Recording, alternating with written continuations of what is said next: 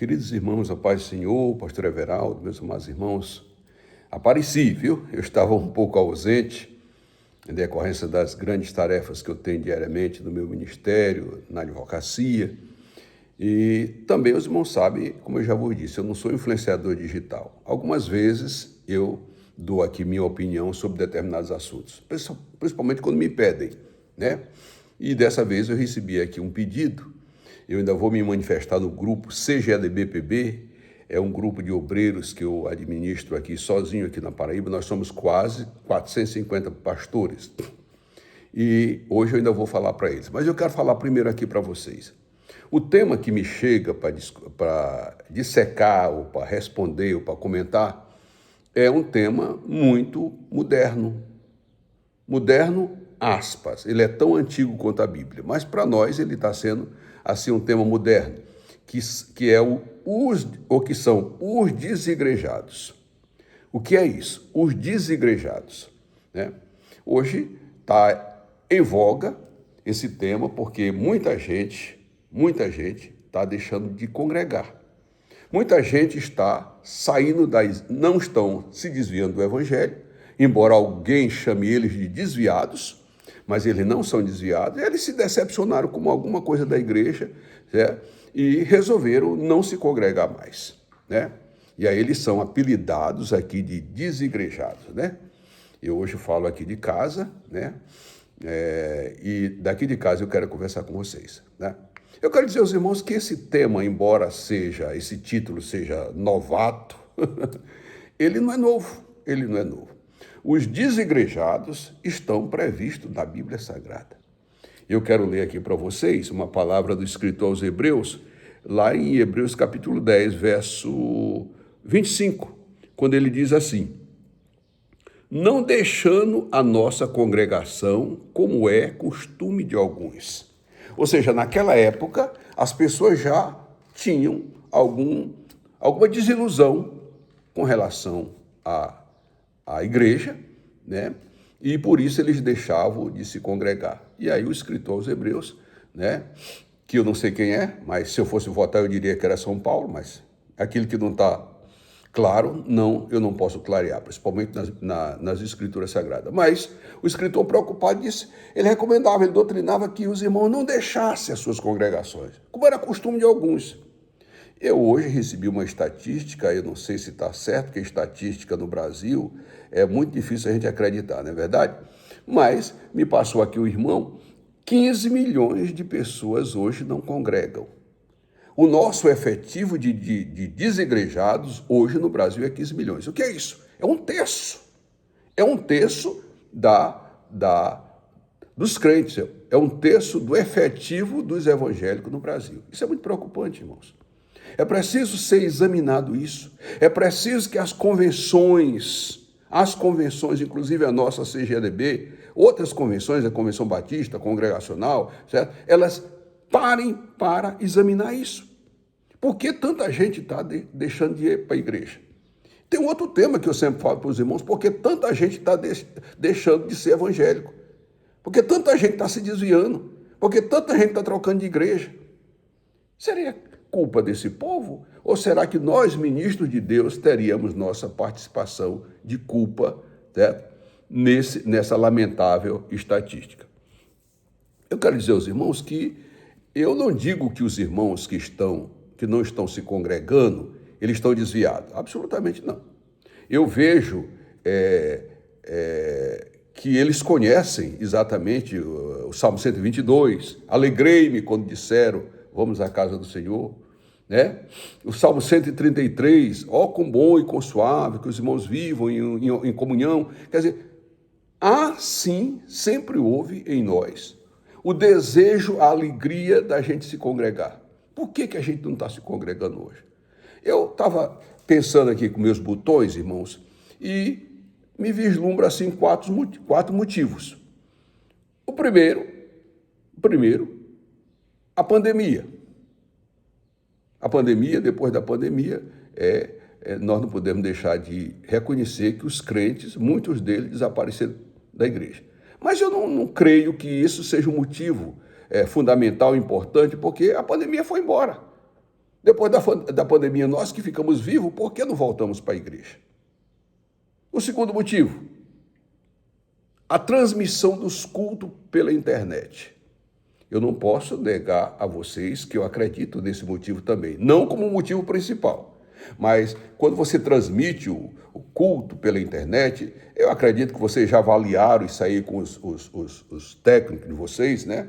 E disseram, não, vamos transmitir pela internet, porque aí muita gente assiste, aí a internet tem, o YouTube tem a capacidade de entrar na casa das pessoas, né? Eu estou me coçando aqui porque está muito, muito quente aqui em casa.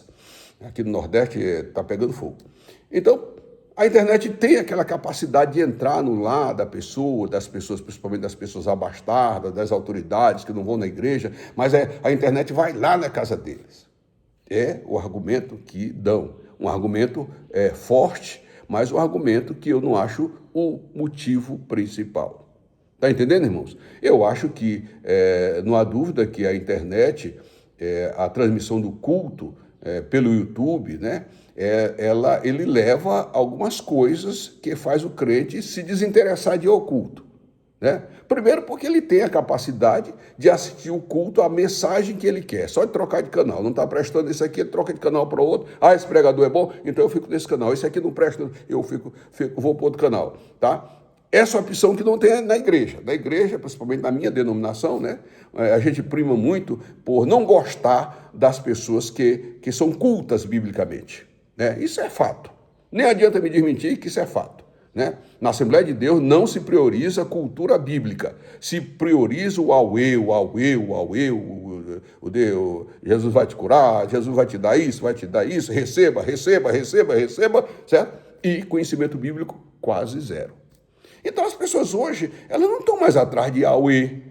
Quando a pessoa vai para a igreja, ela quer Bíblia, ela quer ensino, ela quer cultura bíblica. E isso, muitas vezes, nós não vemos na igreja. Ou na maioria das vezes, não se vê na igreja ensino.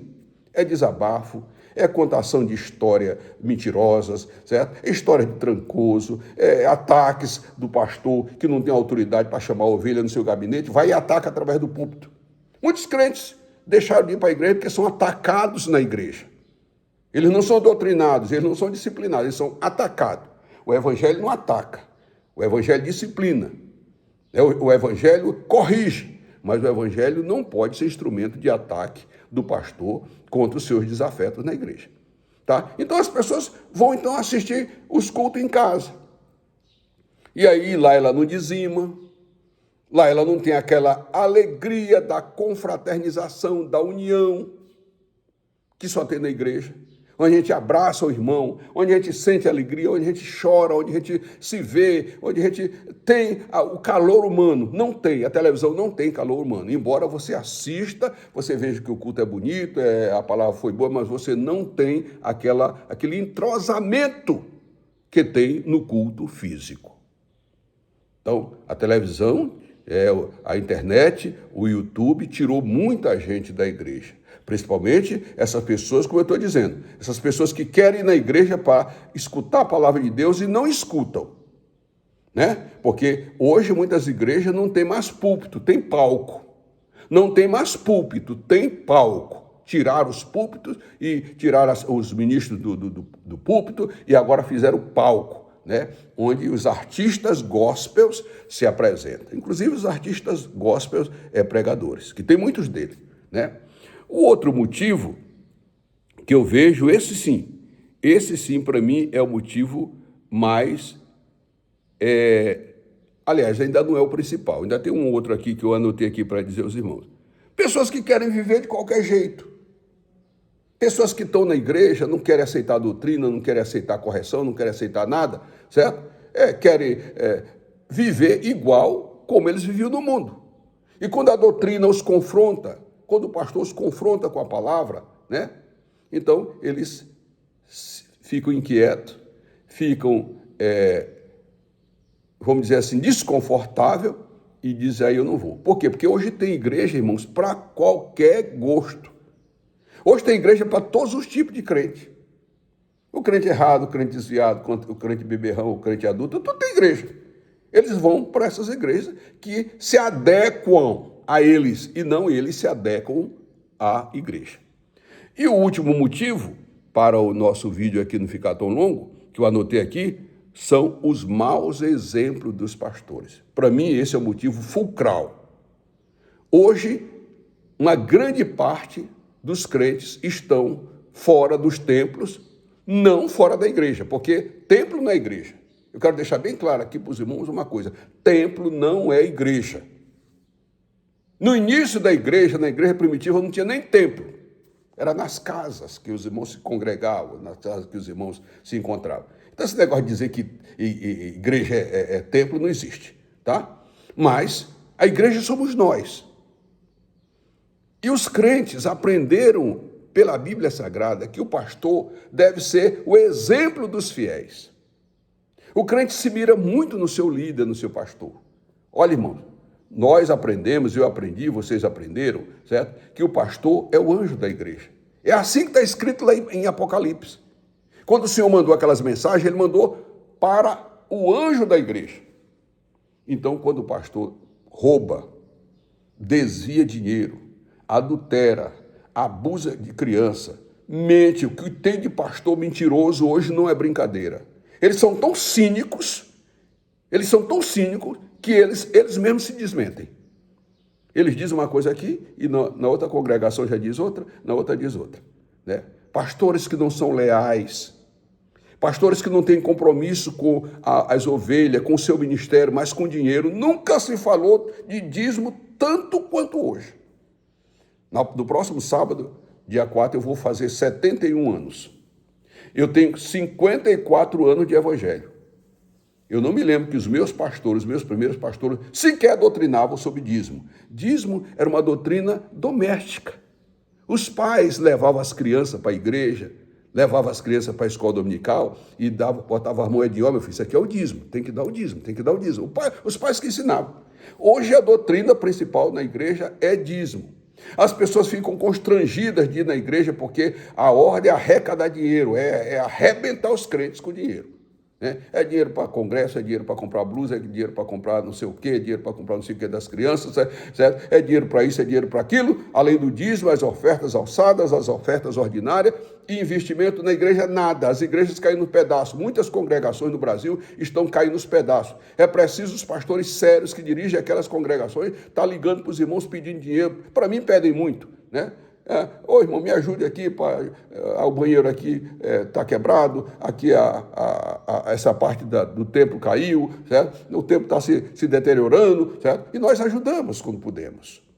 Então, quando os crentes veem isso, eles dão o dízimo, eles trazem o seu dinheiro e esses homens pegam esse dinheiro para enriquecer, para comprar mansão, para comprar apartamentos, para mandar seus filhos estudar na Europa, para estar todo ano viajando para a Europa, entendeu? E a igreja abandonada, alimento para a igreja zero. Eles não têm tempo para estudar a Bíblia, eles não têm tempo para se consagrar, eles não têm tempo para orar, certo? O tempo deles é para viajar, é para congresso, é para convenção de tal, é congresso disso, entendeu? E a igreja abandonada. Fora isso, além disso, vem os escândalos, né? A quantidade de pastores que estão adulterando hoje no Brasil não é brincadeira, irmãos. Nunca se viu isso. Nunca se viu tantos pastores sem vergonhas, né? Que envergonham o evangelho. As pessoas têm vergonha na fila do banco de dizer que é daquela igreja tal, porque quando ele diz, mas o teu pastor é acusado disso, o teu pastor abusou da menina tal, o teu pastor fez isso, o teu pastor está isso. Vocês estão vendo aí no YouTube, na internet, eu não estou mentindo. A quantidade de pastores que não tem pudor, não tem vergonha, certo? E essa gente está na frente dos púlpitos. Os crentes se envergonham. Eles têm vergonha de muitos pastores. E aí não vão mais para a igreja. Eu vou culpar esses crentes? Eu vou dizer que eles estão desviados? Eu vou dizer que eles estão errados? Não, nós temos que fazer meia-culpa. Certo?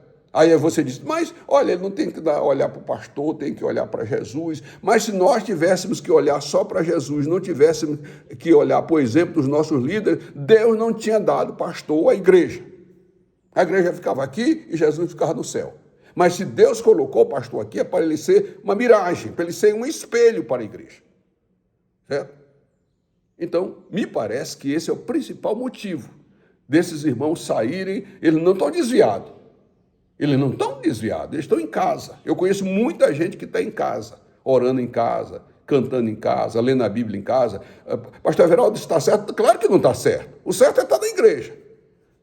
Mas eles vão para a igreja ouvir pastor mentindo, contando história mentirosa, pastor desabafando, pastores atacando, para eles saírem espiritualmente pior do que entram. Então é preciso, meus amados irmãos, que nós façamos uma avaliação séria, honesta, certo? E equilibrada sobre esse tema. Eu não concordo com as pessoas que saem da igreja para se congregar em casa, né? As pessoas que abandonam a igreja. Eu não estou aqui concordando com isso. Agora, eu não estou concordando com quem diz que essas pessoas estão desviadas do caminho do Senhor. Não estão. Elas estão decepcionadas.